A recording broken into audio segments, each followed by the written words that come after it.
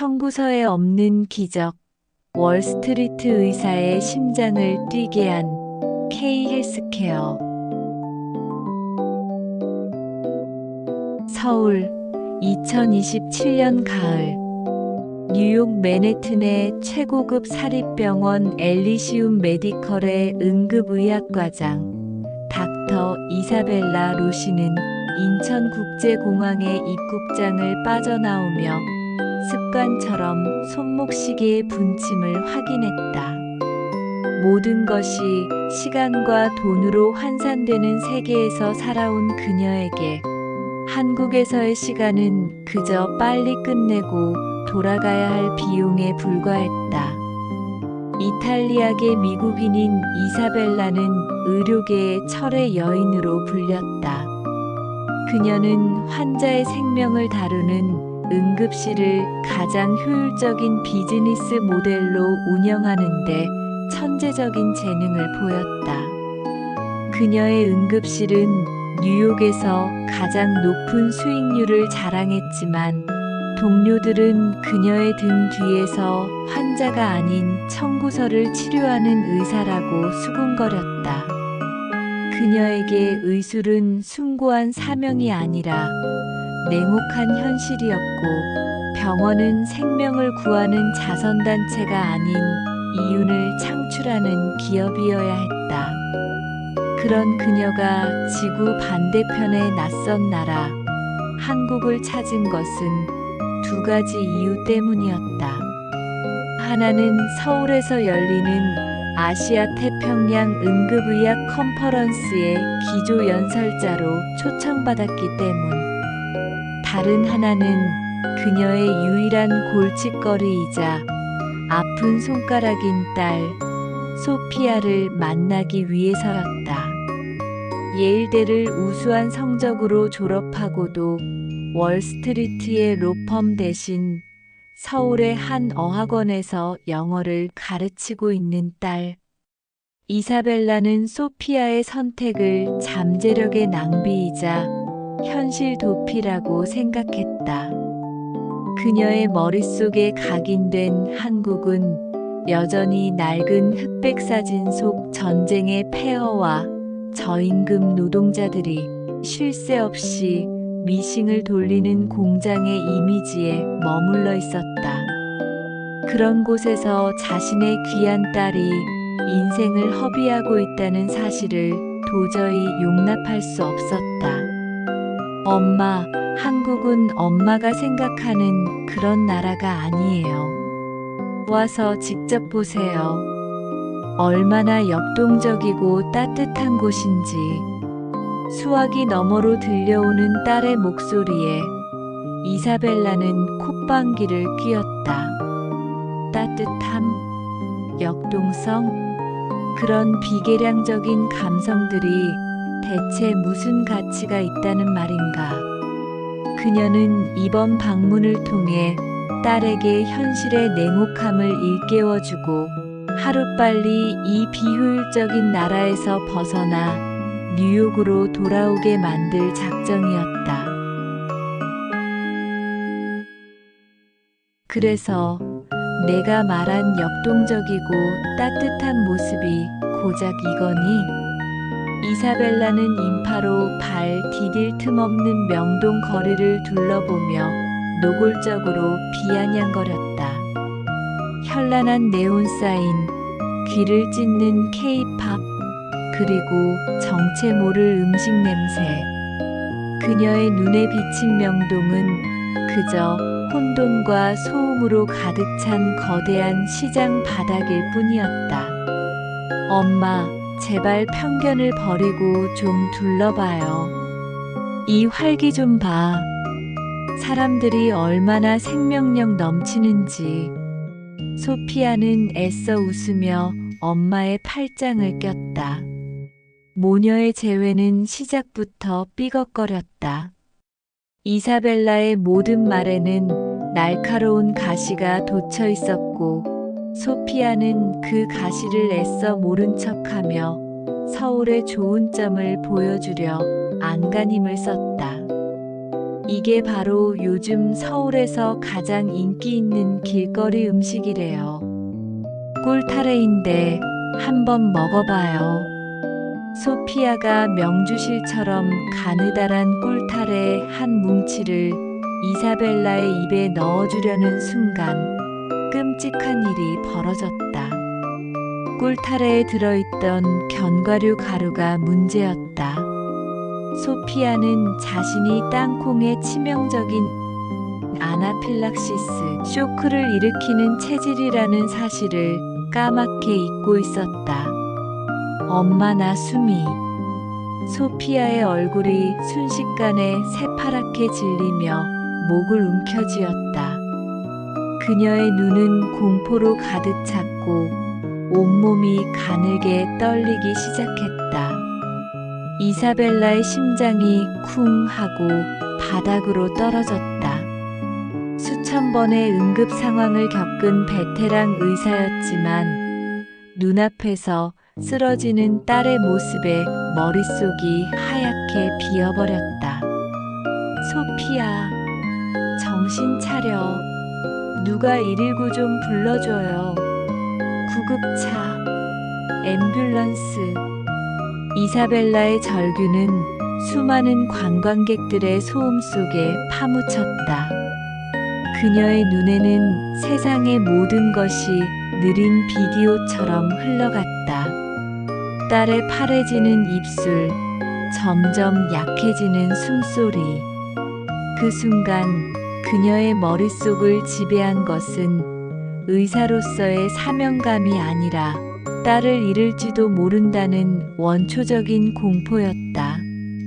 이 혼잡한 거리에서 구급차가 오려면 최소 20분은 걸릴 거야. 골든타임은 이미 놓쳤어. 안 돼. 내 딸이 이 미개한 나라의 길거리에서 죽게 둘 수는 없어. 절망적인 생각이 그녀를 덮치려는 순간 기적처럼 인파가 양쪽으로 갈라지며 길을 터주었다.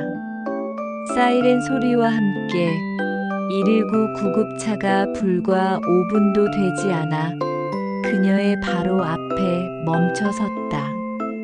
어떻게 이 아수라장을 뚫고 이렇게 빨리 도착했는지 이사벨라는 믿을 수가 없었다.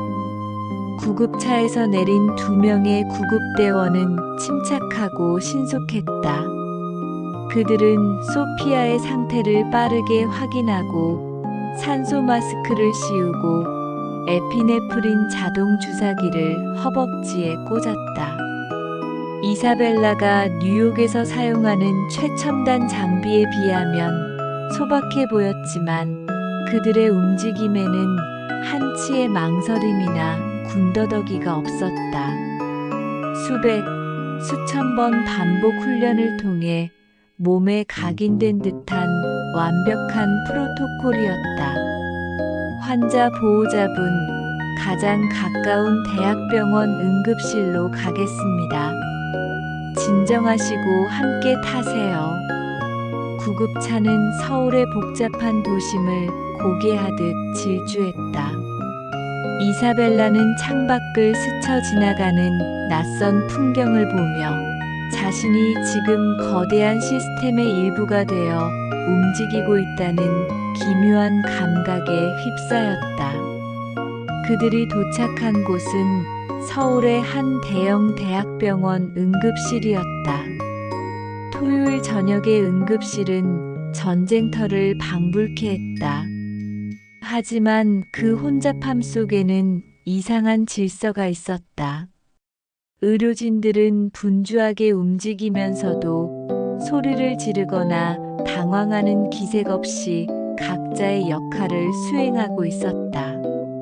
이사벨라를 가장 놀라게 한 것은 병원 직원 누구도 그녀에게 신용카드나 보험증을 요구하지 않았다는 사실이다. 뉴욕의 병원이었더라면 환자의 상태를 확인하기 전에 원무과 직원이 달려와 지불 능력부터 확인했을 터였다. 하지만 이곳에서는 달랐다.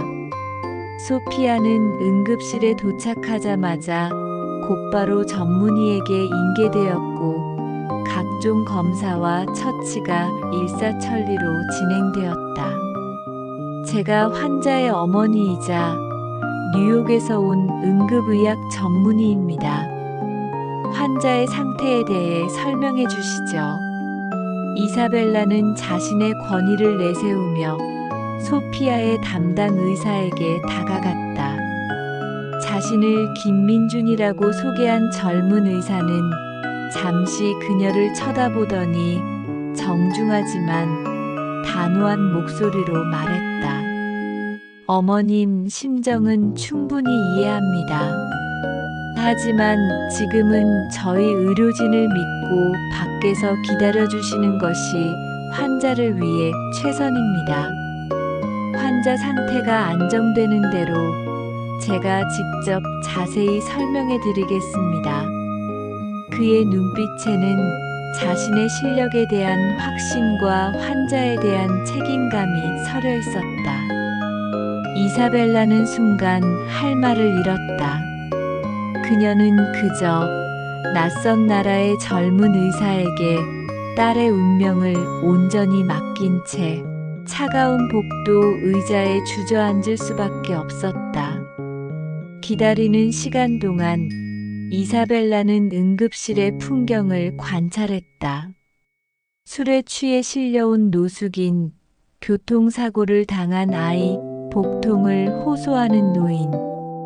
그들의 옷차림과 행색은 제각각이었지만 의료진은 그 누구도 차별하지 않고 동일한 기준으로, 동일한 정성으로 그들을 대하고 있었다. 이사벨라의 머릿속에서는 끊임없이 계산기가 돌아가고 있었다. 저 노숙인의 치료비는 누가 내는 거지?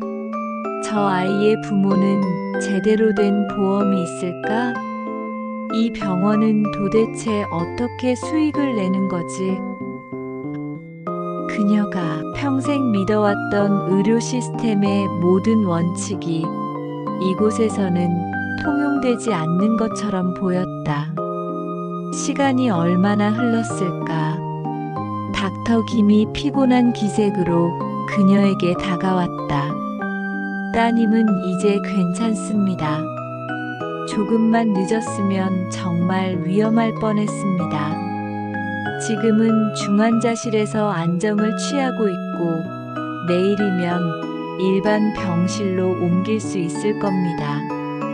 안도의 한숨과 함께 이사벨라의 온몸에 힘이 빠져나갔다. 그리고 그녀는 자신도 모르게 낯선 젊은 의사의 손을 붙잡고 눈물을 흘리고 있었다. 소피아는 다음 날 일반 병실로 옮겨졌다. 6인실이었다. 병원 복도를 오가는 수많은 환자와 보호자들, 문병객들. 뉴욕의 1인실 특실에 익숙했던 이사벨라에게는 모든 것이 불편하고 비위생적으로 느껴졌다. 하지만 그 불편함 속에서 그녀는 생전 처음 보는 기묘한 풍경들을 마주하게 된다. 옆 침대의 할머니는 이사벨라에게 다가와 아이고, 아가씨가 고생이 많네. 이거라도 좀 먹고 기운내라며 자신이 먹던 찐 옥수수를 건넸다. 앞 침대의 아주머니는 밤새 소피아를 간호하느라 지친 이사벨라를 대신해 잠시 딸을 돌봐주겠다며 자청하고 나섰다. 복도에서 마주치는 간호사들은 의학적인 처치뿐만 아니라 식사는 하셨어요? 많이 힘드시죠? 라며 따뜻한 말을 건네고 이사벨라의 어깨를 두드려 주었다. 이사벨라는 이런 비효율적인 친절과 오지랖을 이해할 수 없었다. 의료진은 환자의 치료에만 집중해야 하고 보호자는 자신의 가족만 챙기면 되는 것 아닌가? 왜 이들은 아무런 대가도 없이 피 한 방울 섞이지 않은 타인에게 이토록 시간과 감정을 쏟아붓는 것일까? 소피아가 퇴원을 준비하던 날, 이사벨라는 마침내 인생에서 가장 충격적인 숫자를 마주하게 된다. 바로 진료비 청구서였다. 최첨단 응급처치, 중환자실과 일반 병실 입원, 각종 검사와 약물 치료, 이 모든 것을 합산한 금액, 뉴욕이었더라면 어지간한 집 한 채 값에 육박했을 그 금액이 청구서에는 믿을 수 없는 숫자로 찍혀 있었다. 그녀가 예상했던 금액의 100분의 1도 채 되지 않는 액수였다. 이게 전부라고요? 뭔가 착오가 있는 게 분명합니다. 빠진 항목이 없는지 다시 확인해 주세요. 이사벨라는 원무과 창구에서 직원을 다그쳤다. 직원은 그녀의 반응이 익숙하다는 듯 차분하게 설명했다. 외국인이시라 잘 모르시는군요. 대한민국 국민은 누구나 국민건강보험에 가입되어 있고 총 진료비의 대부분을 국가가 부담합니다. 환자분께서 지불하시는 금액은 본인 부담금 일부에 해당합니다. 국민건강보험. 이사벨라는 그 단어를 몇 번이고 되뇌었다. 사회주의 국가에서나 가능할 법한 비현실적인 시스템. 어떻게 이런 제도가 자본주의 국가에서, 그것도 세계 10위권의 경제대국에서 유지될 수 있다는 말인가? 이 나라는 대체 어떤 비밀을 품고 있는 것인가? 이사벨라는 퇴원 수속을 마친 딸을 잠시 병실에 남겨두고 닥터 김의 연구실을 찾았다. 그녀는 다짜고짜 청구서를 그의 책상 위에 내밀며 물었다. 이게 어떻게 가능한 겁니까? 이 병원은 자선단체인가요? 아니면 의사들이 박봉에 시달리며 희생을 강요당하고 있는 겁니까? 닥터 김은 말없이 그녀를 바라보다가 자리에서 일어나 말했다. 잠시 저와 함께 가실 곳이 있습니다. 그가 이사벨라를 데려간 곳은 병원 본관의 옥상 정원이었다. 해질녘 서울의 풍경이 파노라마처럼 펼쳐졌다. 수많은 빌딩들이 뿜어내는 불빛이 별처럼 반짝였고 한강은 금빛 비늘을 반짝이며 고요히 흐르고 있었다. 아름답지 않습니까? 닥터 김의 말에 이사벨라는 대답 대신 그를 쏘아보았다. 그는 난간에 기댄 채 나지막한 목소리로 자신의 이야기를 시작했다. 제 아버지는 강원도 산골의 가난한 농부셨습니다. 제가 어렸을 때 아버지는 맹장염에 걸리셨죠. 지금 같으면 간단한 수술로 끝났을 병입니다. 하지만 그때 저희 집엔 아버지를 병원에 데려갈 돈이 없었습니다. 아버지는 읍내의원에서 진통제를 얻어드시며 며칠을 끙끙 앓다가 결국 복막염으로 돌아가셨습니다. 그의 목소리는 담담했지만 그 안에는 깊은 슬픔이 배어 있었다.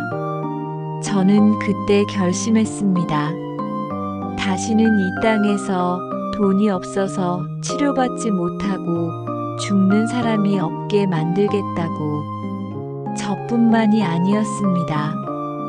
저희 세대의 많은 의사들이, 그리고 이 나라를 만든 어른들이 모두 비슷한 아픔과 부채감을 안고 살아왔습니다. 전쟁의 폐허 위에서 우리가 가장 먼저 약속했던 것은 다 함께 잘 살아보자는 것이었습니다. 그리고 그 약속의 핵심에는 아픈 사람은 국가가 책임진다는 믿음이 있었습니다. 그는 이사벨라 쪽으로 몸을 돌렸다. 그의 눈빛은 그 어느 때보다 진지했다. 닥터 로시, 당신이 본 그 청구서의 숫자는 단순히 의료 수가를 계산한 결과가 아닙니다. 그 숫자 뒤에는 지난 수십 년간 이 나라의 모든 국민이 땀 흘려낸 세금과 어떻게든 우리 다음 세대에게는 더 나은 세상을 물려주겠다는 약속, 그리고 돈보다 생명이 더 소중하다는 사회적 합의가 담겨 있습니다. 우리는 환자의 지갑을 보지 않습니다. 우리는 오직 그의 생명을 봅니다. 그것이 우리가 생각하는 진정한 수익이니까요. 닥터 김의 마지막 말은 거대한 망치가 되어 이사벨라의 머리를 내리치는 듯했다. 그녀가 평생을 바쳐 쌓아 올렸던 신념의 탑이 와르르 무너져 내리는 소리가 들렸다. 그녀가 그토록 경멸했던 감성과 비효율, 그것들이 이 나라에서는 가장 강력한 사회 안전망을, 가장 인간적인 의료 시스템을 만들어낸 원동력이었다. 그녀는 눈앞에 펼쳐진 서울의 야경을 다시 바라보았다. 화려한 빌딩 숲과 자동차의 불빛들. 이전에는 그저 차가운 욕망의 집합체로 보였던 그 풍경이 이제는 전혀 다르게 보였다. 저 반짝이는 불빛 하나하나가 서로의 아픔을 보듬고 함께 살아가려는 사람들의 따뜻한 의지로 느껴졌다. 그녀의 두 뺨 위로 뜨거운 눈물이 하염없이 흘러내렸다. 그것은 딸을 구한 것에 대한 안도의 눈물이 아니었다. 자신의 오만함에 대한 깊은 부끄러움과 이 위대한 나라에 대한 경외심이 뒤섞인 참회의 눈물이었다. 한국을 떠나는 날, 이사벨라는 컨퍼런스의 마지막 기조연설에 섰다. 하지만 그녀가 준비했던 원고는 휴지통에 버린 지 오래였다. 그녀는 연단에 서서 지난 며칠간 자신이 서울에서 겪었던 기적 같은 경험을 담담하게 고백했다. 저는 이곳에 아시아의 의사들에게 선진 의료 시스템을 가르치러 왔습니다. 하지만 저는 오늘 이 자리에서 배우고 돌아갑니다. 진정한 선진 의료란 가장 비싼 장비나 가장 효율적인 수익 모델을 갖춘 것이 아님을 말입니다. 그것은 한 사회가 자국의 국민들을, 그리고 낯선 이방인까지도 어떻게 대하는지에 대한 태도와 철학의 문제였습니다. 그녀의 연설은 전 세계에서 온 의사들에게 큰 울림을 주었고 이례적인 기립박수를 받았다. 공항으로 가는 차 안에서 소피아는 엄마의 손을 꼭 잡았다. 엄마, 이제는 아시겠어요? 제가 왜 이곳을 사랑하는지. 이사벨라는 딸의 머리를 쓰다듬으며 처음으로 진심 어린 미소를 지었다. 그래, 이제야 알 것 같구나. 엄마가 틀렸어. 너는 인생을 낭비하고 있었던 게 아니라 엄마보다 훨씬 더 가치 있는 것을 먼저 발견했던 거였어. 뉴욕으로 돌아온 이사벨라는 완전히 다른 사람이 되어 있었다. 그녀는 병원 이사회의 응급실의 수익 구조를 개선하는 대신 저소득층 환자를 위한 지원 프로그램을 확대해야 한다고 주장했다. 동료들은 그녀의 갑작스러운 변화에 어리둥절했지만 그녀의 눈에서 이전에는 볼 수 없었던 따뜻한 생명력을 발견하고는 조용히 그녀를 지지하기 시작했다.